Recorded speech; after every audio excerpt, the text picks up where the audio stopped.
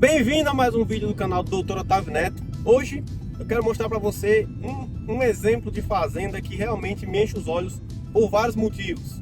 Vou mostrar como ela surgiu, testemunho do proprietário, quais as visões que fizeram ele chegar onde ele chegou, com pastejo rotacionado, irrigação em pastagem e muita visão de futuro no negócio dele. Solta a vinheta.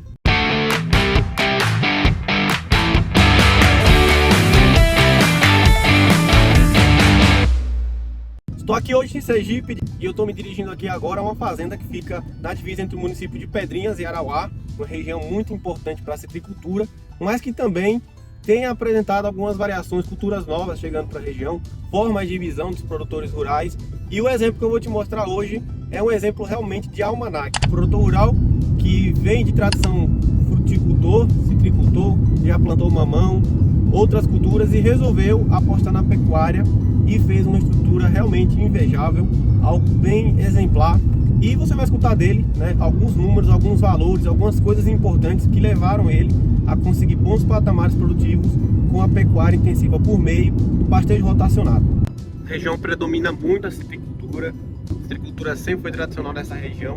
Passou por momentos difíceis, atualmente tem vivido aí momentos de reestruturação. Graças a isso tem gerado uma movimentação mais interessante aqui, trazendo investidores, trazendo pessoas de fora. E isso gerou também uma valorização muito grande do valor da terra aqui na região.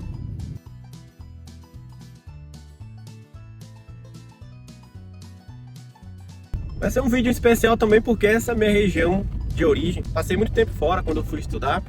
E quando eu voltei depois de muito tempo, eu percebi que estava havendo uma movimentação, né?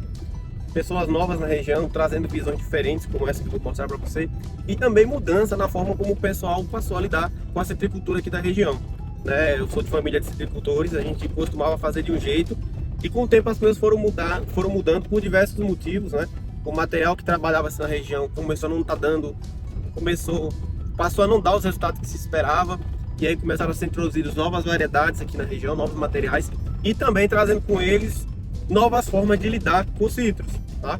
Nesse contexto também, a abertura para outras tecnologias e também com a facilidade de informações hoje com a internet, muitos produtores perceberam que eles poderiam ampliar e explorar outras culturas também. Estou aqui com o Rodolfo, que é o grande exemplo que eu quero apresentar para vocês. Rodolfo vem de origem de que atividade na agricultura, Rodolfo? Fruticultura. Veja, o Rodolfo vem de origem de fruticultura e ele aqui virou o jogo, na verdade, mudou um pouco a direção, trouxe características de um agricultor para a atividade que ele desenvolveu por muito tempo aqui. Que atividade foi, Rodolfo? Eu, no caso aqui era a produção de fruta na mamão e tangerina. E aí você e agora... depois o abacaxi e a banana. E agora estou no gado. O agricultor virou pecuarista e a gente vai ver o que esse homem construiu aqui. Então vamos começar a história do começo. Rodolfo, você começou a explorar aqui essa área há quanto tempo? Olha, eu cheguei aqui, comprei ela aqui, adquiri isso em 2009 e começamos a trabalhar ela, montar irrigação, implantação de lavoura e começamos a exploração em 2011 com a produção de mamão e implantação no pomar de citros, tangerina, pocã. Isso era irrigado? Toda a área irrigada. Como eu já trouxe experiência aqui na outra propriedade, sempre levei em conta de que a irrigação ela nos dá segurança. Então já comecei aqui justamente com o plantio irrigado. E excelente. Aí o que acontece? Você fez a transição da fruticultura para a pastagem em que ano mais ou menos?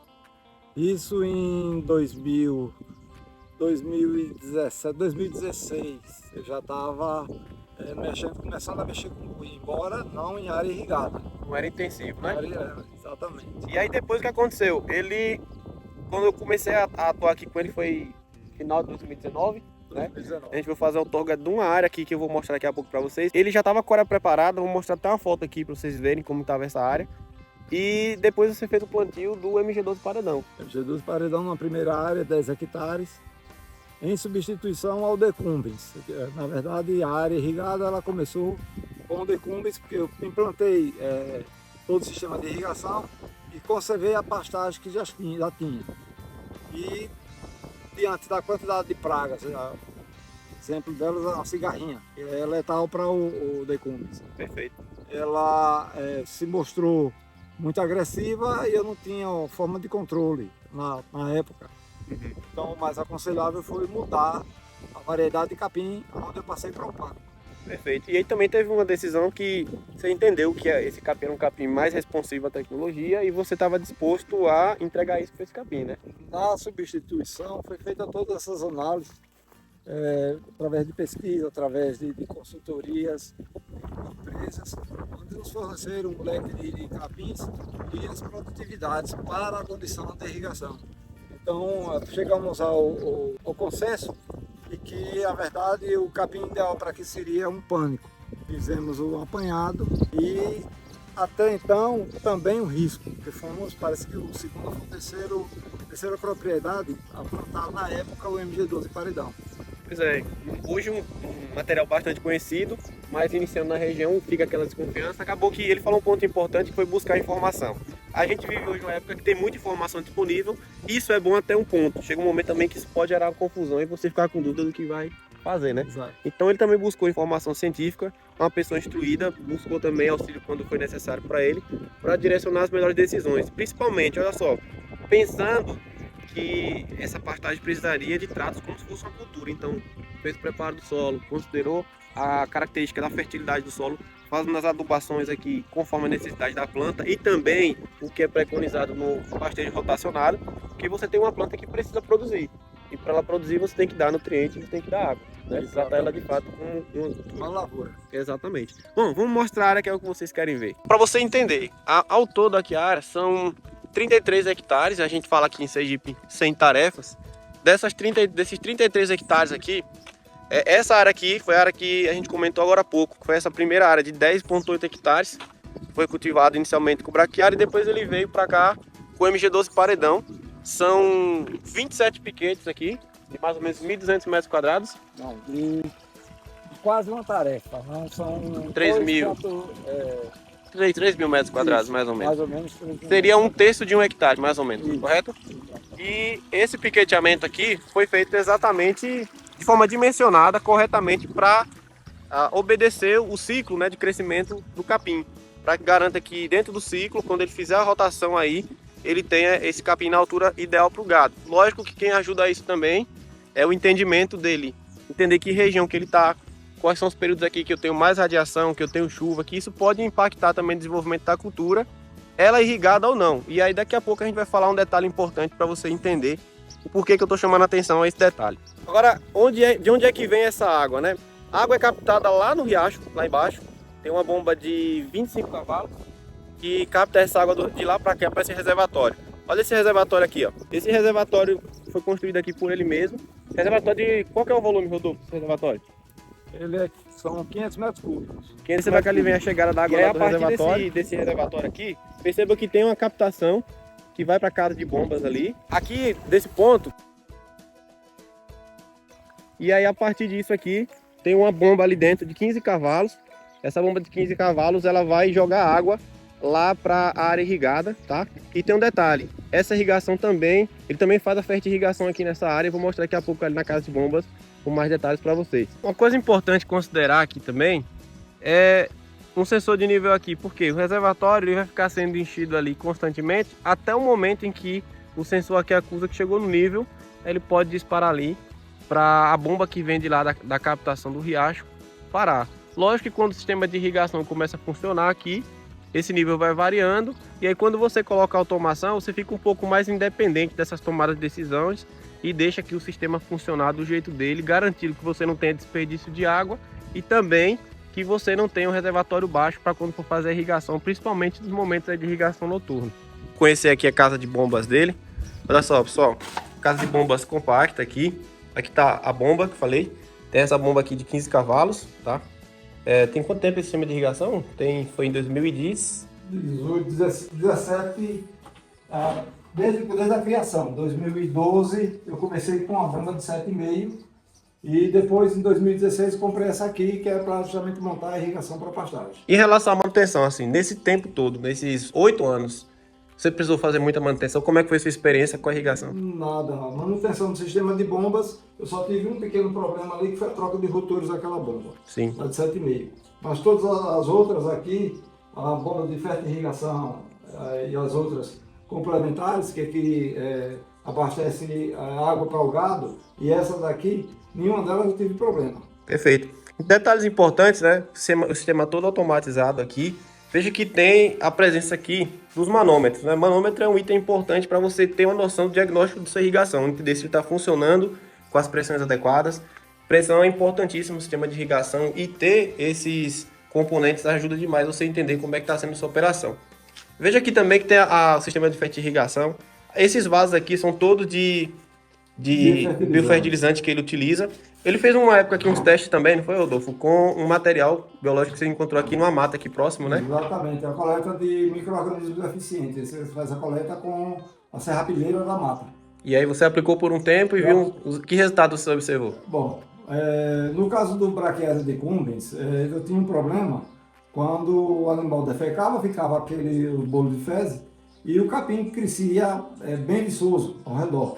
Então, tinha um problema do gado não consumir aquele capim no rodízio seguinte, que geralmente acontece em torno de 24, 20 dias, esse retorno aos piquetes, e o animal não consumia aquele capim. Então, com a aplicação do EM, ou micro-organismos, essa fermentação acontecia muito mais rápido. E aí os animais não tinham problema nenhum em consumir aquele capim, porque não ficava resíduo de cheiro nenhum. E também o combate à questão da cigarrinha. Nas áreas em que eu fiz testes aqui, eu não tive um ataque severo da cigarrinha. Nas áreas em que eu não apliquei, zerou a pastagem com o ataque da cigarrinha. E também o vício do capim. Esse a gente nota que o capim ele cresce diferente. Perfeito. Então, as experiências que ele vai adquirindo, lógico que também você vai buscando conhecimento e embasamento científico para poder ir direcionando as observações que você vai fazendo aqui, né, Rodolfo? Exatamente. Tanto que, por questão de até segurança nas aplicações, eu passei a utilizar alguns micro-organismos já de empresas que selecionam estirpes mais direcionada à minha necessidade aqui. A exemplo das aspirilas, das pseudomonas, para me ajudar a reduzir custos e maximizar a produção aqui nas áreas irrigadas. Agora a gente vai ver uma parte muito importante, que é o coração disso aqui, lógico na minha visão, porque eu trabalho com irrigação, que é o sistema de irrigação em si. Você viu aí a casa de bombas, não é aquela casa de bomba de primeiro mundo luxuosa, ela é simples e funcional e ela tem que fazer o trabalho dela, tá? A gente não pode esquecer isso. Não existe padrão, não existe um sistema de irrigação perfeito, existe um sistema de irrigação adequado para a sua situação e que você saiba utilizar. Mas tem um ponto importante que é o produtor ele se envolver, e aqui ele se envolve muito bem com a operação. Essa foto que vocês estão vendo aí é uma foto que eu acho muito legal, porque costumeiramente quando eles vão ter esse momento de fazer a irrigação, a fertirrigação, eles também aproveitam a experiência de estar dentro do campo e fazendo trabalho e também vivendo a vida deles imersa a isso, tomando um bom café à margem do reservatório que eles construíram para fazer a irrigação. Agora vamos dar uma olhadinha na área irrigada.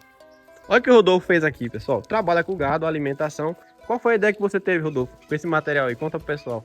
Isso aqui é uma produção intensiva de mandioca para produção específica da rama da mandioca. É um produto em que você tem um volume, uma boa produtividade por área, onde você pode chegar a cortes de 30 a 40 toneladas por hectare, isso sendo área irrigada de 4 a 5 vezes ao ano. E um detalhe, é um material riquíssimo em proteína. Então, boa digestibilidade, com um bom volume de proteína, é um bom substitutivo para auxiliar na suplementação dos animais. E aqui, pessoal, o que ele fez aqui? Pegou uma área ali de mais ou menos uma tarefa, que dá aí 1 hectare.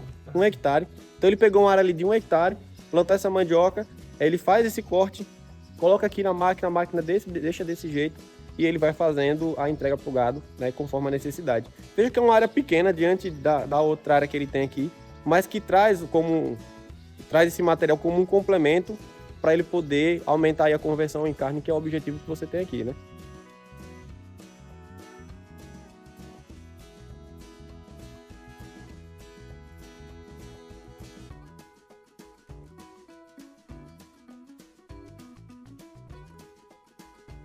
A gente já está aqui no meio da área, a gente está num dos carreadores aqui, dos corredores entre os piquetes, um dos 27 piquetes. Importante, uma informação assim, fundamental dessa área, acho que é uma pergunta que você deve estar se perguntando aí.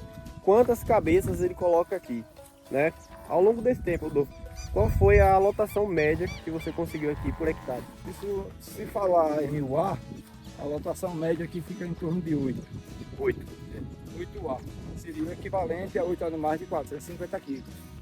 E se tratando de cabeça, dependendo de tamanho, já cheguei a colocar 137 cabeças aqui no rotacionado. Isso dá 13,7 cabeças por tarefa.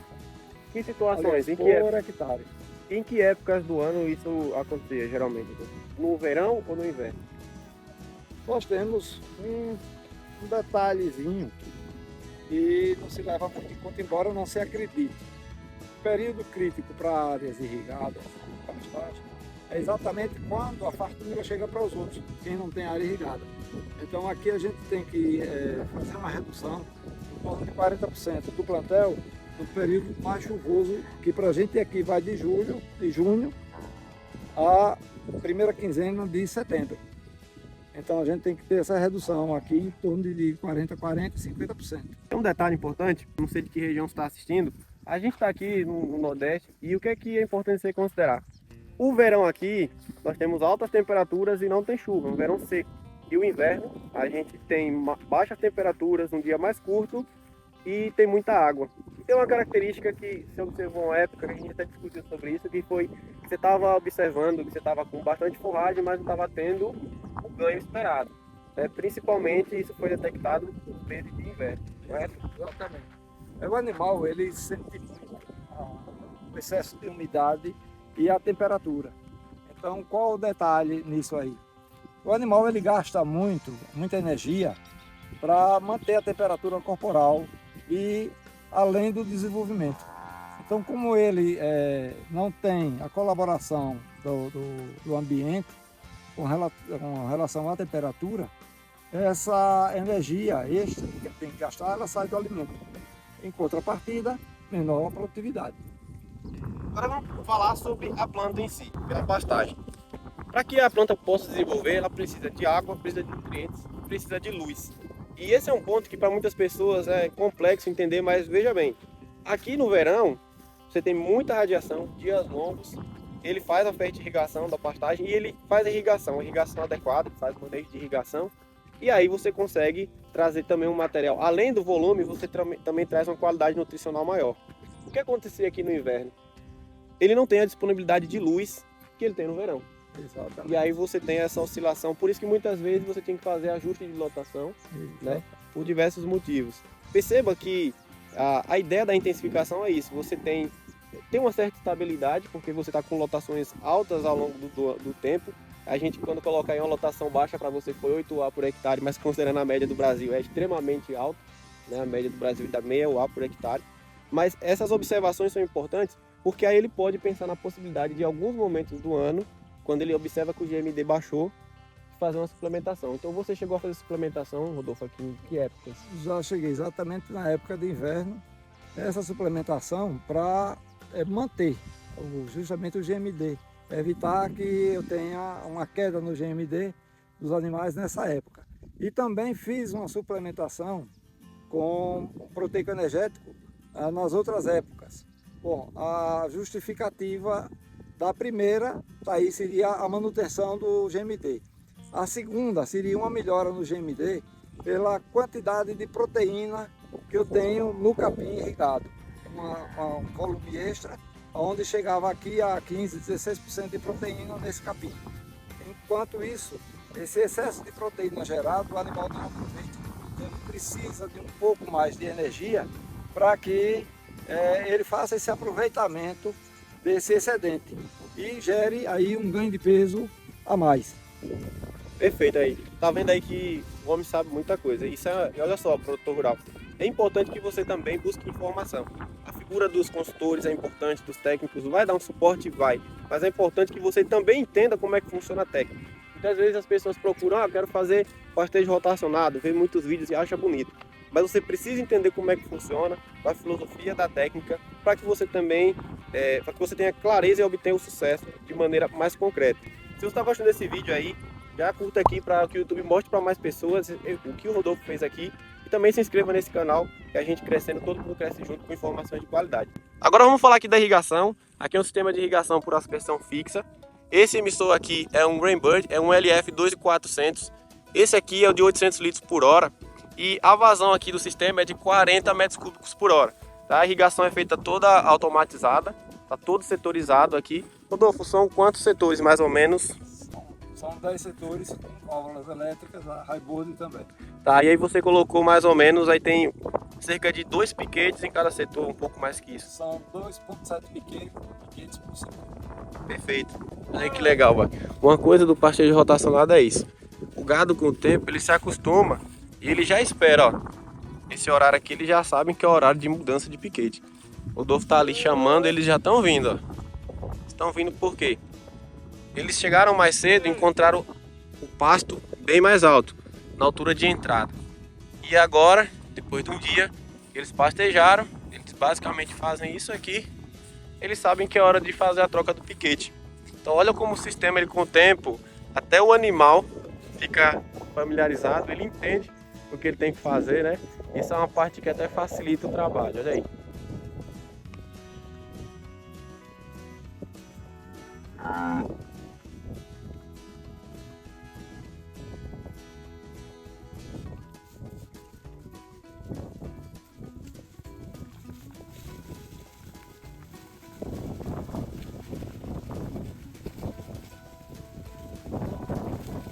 Manejo da altura, pessoal, porque o animal ele vai entrar em cada piquete desse e ele vai ser obrigado a se alimentar, porque aqui tem adubação, tem água, então você tem esse lote reservado para que o gado realmente faça o que eles fez naqueles outros piquetes ali. Rodolfo, qual que é a altura de entrada aqui que você considera no seu manejo? Para a variedade do capim, esse aqui o máximo é 95. Essa é a altura onde o capim ele expressa a sua potencialidade em alimentar, produção de massa e não haja desperdício, ou seja, senescência das folhas por sombreamento. E aí, turma, o tamanho do piquete aqui, ele é dimensionado conforme a lotação e a quantidade de material verde que tem aqui disponível. A gente sempre considera a altura de entrada e a altura de saída. A altura de saída que você considera em média aqui para retirar o gado? É 40 centímetros. Geralmente é em torno de 50% da altura dele. Então quando ele entra aqui com 90, eu tiro ele com 45. Há algumas variações entre 40 e 45, ou seja, 50% da altura do capim. O importante é ter esses pontos de controle, para você saber, porque isso está muito também relacionado indiretamente aí com a qualidade do material. Eu já vi aqui nessa área, cheguei aqui em uma época que estava 1,20 m mais ou menos de altura. E isso aconteceu em alguns períodos específicos, né? Foi uns períodos de se estava com bastante, tinha chovido, o material estava vegetando bem.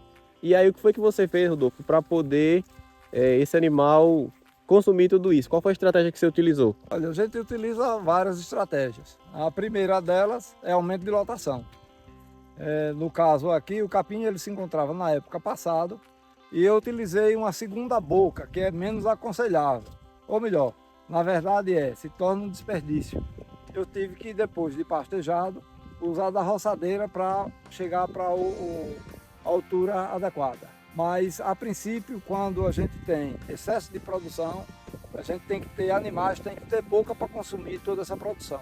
Agora a gente está aqui na área de lazer, ela está aqui bem no centro da área e isso tem um motivo, que é evitar que o animal ande muito em busca de água, sombra, para que não diminua aí a conversão, né, em carne. Aqui no início, vocês percebem que ao redor tem algumas árvores de ninho. No início aqui, ele tinha colocado para fazer o sombreamento parcial aqui, sombrite, né, Rodolfo? Sombrite foi colocado sombrite e com a garantia de que ele resistiria ao vento, o que não ocorreu, tendo que procurar outras soluções. Uma delas foi o plantio de ninho por conta do crescimento rápido dele. Mas, ao observar, nós temos os pés agora morrendo. E a única explicação que nós encontramos é que ele não é chegado a terreno com muita matéria orgânica. É o que sobra aqui na nossa praça de alimentação. Uhum. Você tem muita matéria orgânica, automaticamente, em época de chuva, um excesso de umidade. Sim. Já que o esterco ele segura bastante umidade. E aí, pessoal, com o tempo que ele fez essa estrutura fixa aqui. O que ele acabou de falar do vento, veja como as coisas são. O vento fez aquilo com o ninho, Aí ele colocou essa estrutura de metal e a pergunta que eu fiz para ele, talvez você vai fazer também. Isso aqui não aquece e a gente sabe que temperatura em excesso causa um desconforto e o animal começa a sentir.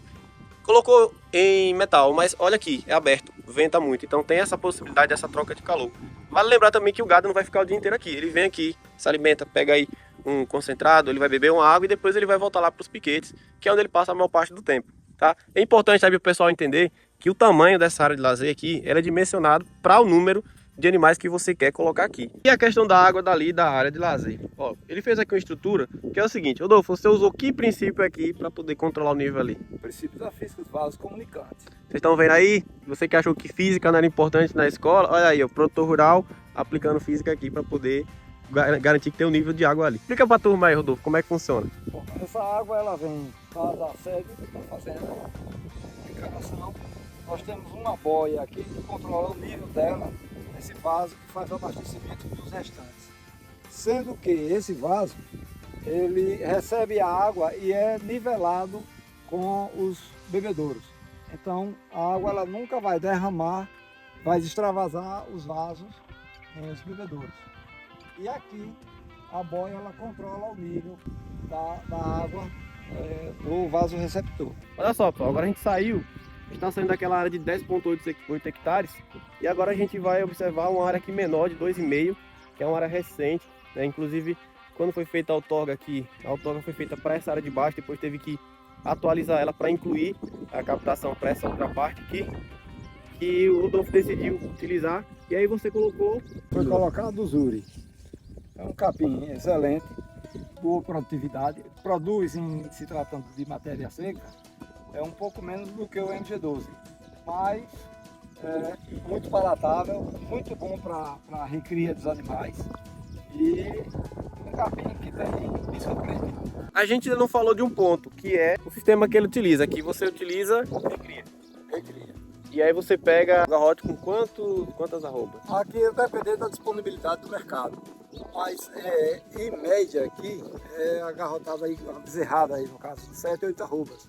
E levamos até a casa dos 15, 16, quando sai daqui para os terminadores. Você tem aí mais ou menos uma arroba, mês e meio mais ou menos? Uma média de uma arroba, dependendo da época do ano, vai variar entre 12 quilos mês a uma arroba, 1,2. Isso depende muito da época do ano.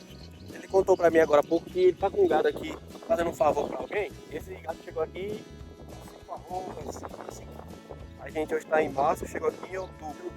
Hoje, por se tratar de bezerro de leite, que é o chamado gabiru, né, para quem faz a engorda, a engorda ele no milho em grão. Mas aqui é um primo meu que estava com esses animais na região seca aqui do estado e perguntou se eu tinha uma sobra de pasto aqui. Então eu trouxe eles para aqui e hoje já estão, não tão pouco tempo, e se não serem animais de explosão, de crescimento, hoje já estão na fase da casa das 10 arrobas.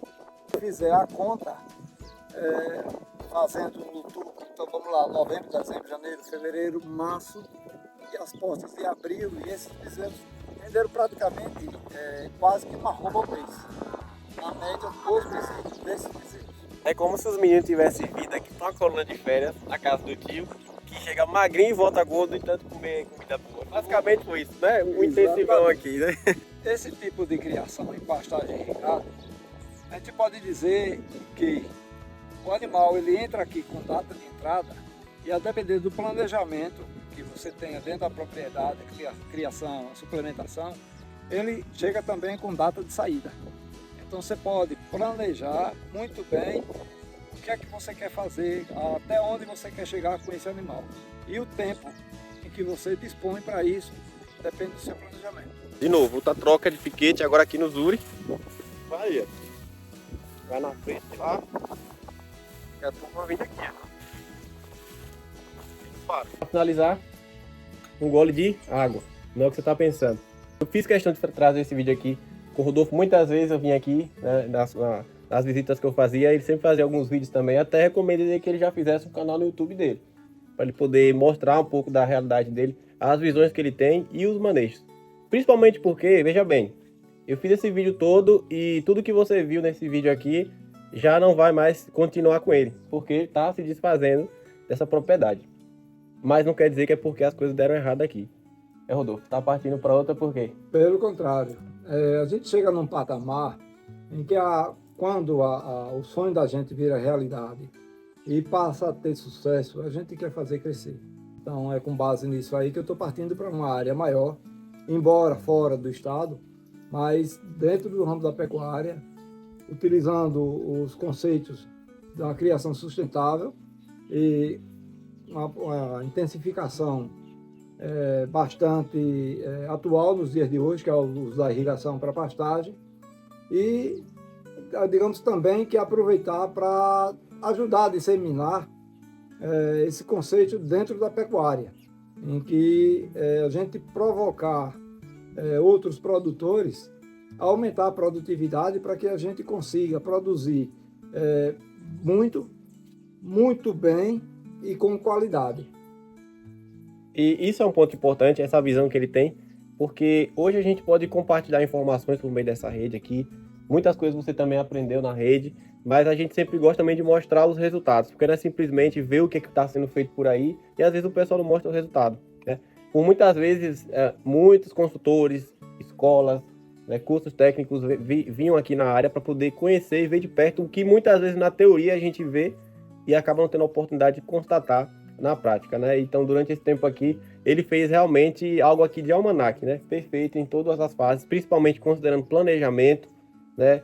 Humildade para buscar ajuda, também personalidade é importante, e aí depois a coragem de investir e mudar de rumo como você virou, né? Mudou, saiu da fruticultura, veio para a pecuária, trouxe a visão de agricultor para a pecuária, que é o que a gente quer tanto que o pecuarista hoje entenda, né? Que a gente pode lidar da pastagem como se fosse não, é uma cultura, né? E isso a gente precisa forçar bastante o pessoal aí. Em se tratando de pastagem, hoje a gente não pode mais tratar pasto como se fosse um local onde o boi vai passar alguns dias. Hoje a gente tem que tratar a pastagem como uma lavoura, tem que tratar a pastagem como um ramo do negócio dentro da propriedade e utilizar o boi como a gente utiliza uma máquina na colheita de soja e de milho, ou seja, ele vai ser a nossa máquina de colheita do capim. Então, nosso principal foco hoje dentro da pecuária tem que ser a produção intensiva do capim, para que a gente tenha a condição de ter uma maior lotação, um melhor desenvolvimento e a produção de uma arroba mais barata. E sustentável, né? E sustentável, principalmente sustentável. E olhando para essa terra aí dele, eu sei que cada parte dela guarda muitas histórias de trabalho, coragem, sonhos. E agora tem um novo ciclo que vai começar. Porque eu sei que quem constrói as coisas com paixão leva consigo muito mais do que as conquistas. Leva também raízes que podem florescer onde quer que você vá. Pois é, a gente vai chegando ao fim desse vídeo aqui. Muito interessante, muito especial para mim particularmente. Fico muito grato, Rodolfo, pela amizade que a gente construiu nesse tempo também. As portas estarem sempre abertas aqui. E eu tenho certeza que para onde você está indo, não sei se você quer dizer para onde você vai, mas você vai acompanhar que de alguma forma eu vou aparecer por lá para a gente ver o que é que você vai construir. A amizade é muito importante, mas aqui nós construímos, além da amizade, uma parceria. Então, nós temos não um ponto em comum, nós temos dois. E se Deus quiser, outros pontos virão em comum, porque a gente está sempre em evolução e vamos seguir a evolução desse cara aqui. Você ficou até o final desse vídeo, mais uma vez eu te peço aqui, curta para muito mais pessoas verem esse vídeo, YouTube entregar para mais pessoas e também se inscrever aqui no canal para acompanhar as novidades que a gente vai estar trazendo para vocês. Até a próxima!